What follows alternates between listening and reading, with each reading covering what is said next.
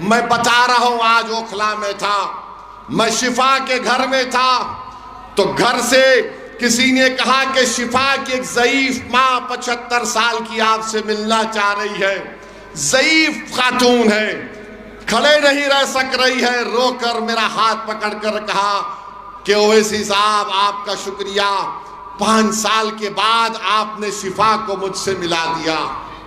और उस ज़ईफ माँ ने क्या कहा, तसव्वुर करो कि तुम्हारी माँ है और तुम शिफा और ताहिर हो।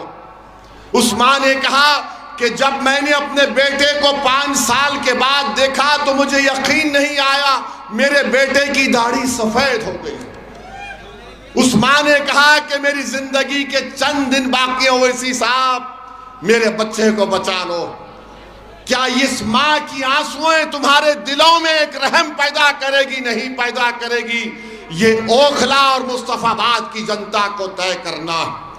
मेरे अजीज दोस्तों और बुजुर्गों, लोग कहेंगे कि ओवैसी जज्बात में ला रहा है। यकीनन जज्बात चाहता हूं। जिसके दिल में जज्बा नहीं है वो मुर्दा है।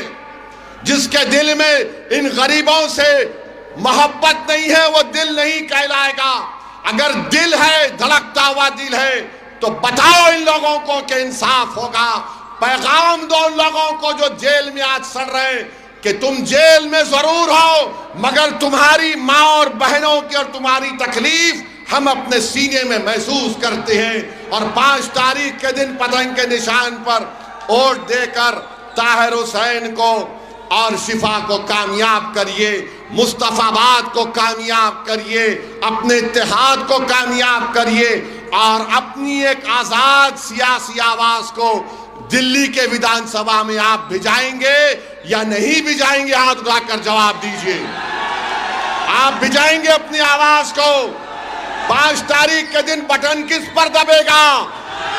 किस पर बटन दबेगा? किस पर बटन दबेगा? और हम कैसा निशान डाल के? सलाम अलैकुम।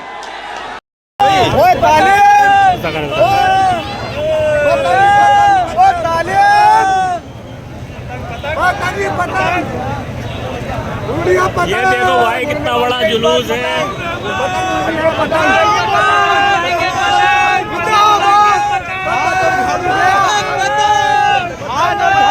पतंग आ गई, झाड़ू गई, पतंग आ गई, पतंग पतंग पतंग आ गई।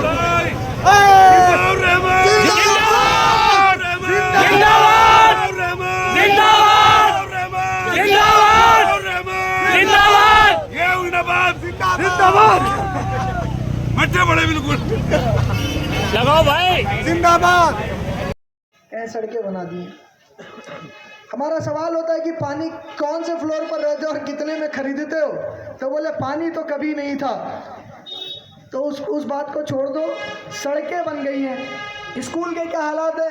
बोले स्कूल जो है वो सरकारी स्कूल मुफ्त में मिल रही है। अस्पताल के क्या हालात है? अस्पताल के हालात भी सुधर गए हैं। अच्छा, तो मुसलमानों, आपको गौर करना है किस तरह से पूरे हिंदुस्तान भर के मुसलमानों को ये डेवलपमेंट की रेवड़ी में फंसाया जा रहा है।